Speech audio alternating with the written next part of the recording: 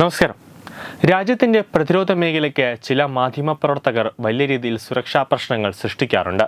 മാധ്യമപ്രവർത്തകർ എന്ന പ്രിവിലേജിലാണ് ചില മാധ്യമപ്രവർത്തകർ രാജ്യത്തിന് ഭീഷണി സൃഷ്ടിക്കുന്നത്.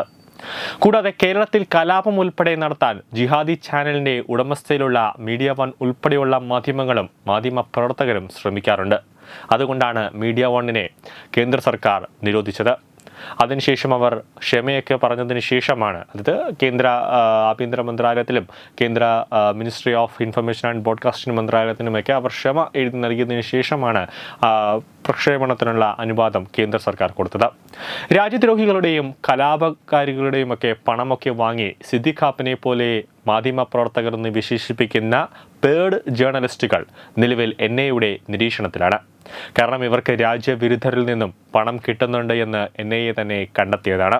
ഡൽഹി പോലുള്ള കലാപ കേസുകൾ, ഉത്തർപ്രദേശിൽ നടന്ന കലാപ കേസുകളടക്കം ഇവരുടെ അക്കൗണ്ടിലേക്ക് പണം എത്തിയെന്ന് NIA കണ്ടെത്തിയതാണ്.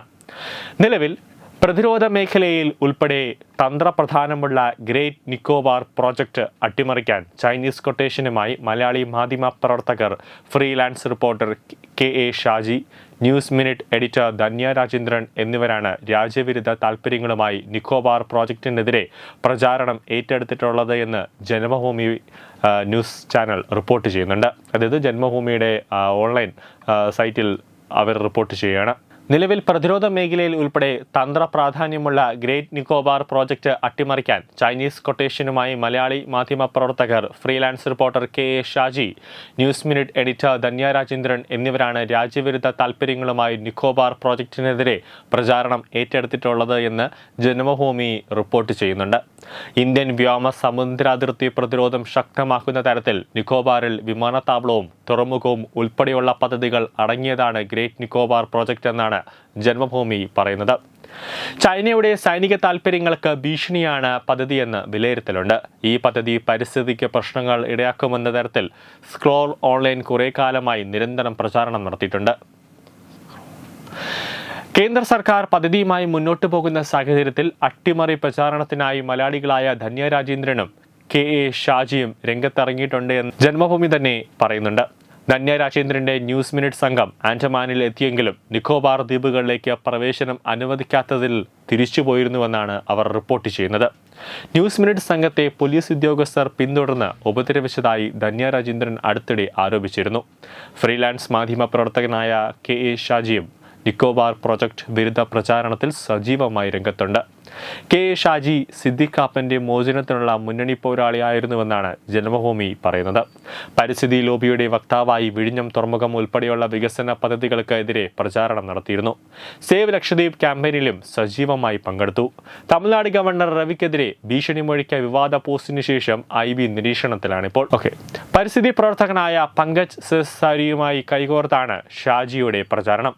ഷാജി മുൻകൈയെടുത്ത് മാർച്ച് 8-ന് പങ്കജിനെ തിരുവനന്തപുരം പ്രസ് ക്ലബിൽ ക്ഷണിച്ചു വരുത്തി നിക്കോബാർ പരിസ്ഥിതി ഭീഷണികൾ എന്ന വിഷയത്തിൽ പ്രഭാഷണം നടത്തിയിരുന്നു. ഇന്ത്യയിലെ വികസന പദ്ധതികൾ തുരങ്കം വയ്ക്കാൻ വിദേശ ഫണ്ട് വാങ്ങി ഓൺലൈൻ മാധ്യമങ്ങൾ ദുഷ്പ്രചരണം നടത്തുന്നത് കേന്ദ്ര ഏജൻസികളും നിരീക്ഷിക്കുന്നുണ്ട്. പണ്ട് മുതൽ തന്നെ ധന്യ രാജേന്ദ്രനെതിരെ പലതരത്തിലുമുള്ള രഹസ്യാന്വേഷണങ്ങൾ കേന്ദ്ര ഏജൻസികൾ നടത്തിയിട്ടുണ്ടായിരുന്നു. അതായത് ദില്ലിയിലും ഹസറത്തും അടക്കം കലാപത്തിന് ധന്യ രാജേന്ദ്രൻ കൂട്ടുനിന്നു എന്നടക്കം പരാതികൾ ഉയർന്നിരുന്നു. News desk Tatwamayi news.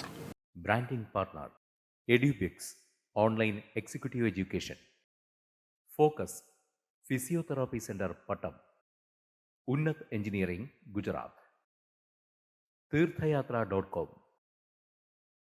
Iron Build Gujarat. PRS Hospital Killipalam Thiruvananthapuram. 5 തലമുറകളായി നിങ്ങൾക്കൊപ്പം. തുമ്പമൺ ശ്രീ വടക്കുംനാഥൻ ക്ഷേത്രം, അമ്പലക്കടവ്, പത്തനംതിട്ട.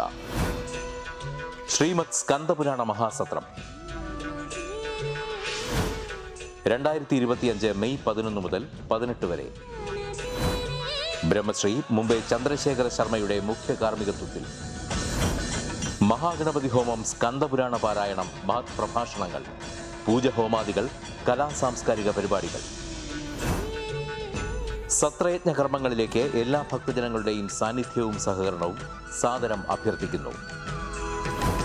മഹാസത്രവേദിയിൽ മെയ് 18-ന് പഴനി അരുൾമിക ദണ്ഡായുധപാണി സ്വാമി ദേവസ്ഥാന അർച്ചക സ്ഥാനികർ ശ്രീസെൽവ സുബ്രഹ്മണ്യ ശിവശാരിയാരുടെ മുഖ്യ കാർമ്മികത്വത്തിൽ നടക്കുന്ന അതിശ്രേഷ്ഠവും സർവൈശ്വര്യദായകവുമായ സ്കന്ദഹോമം.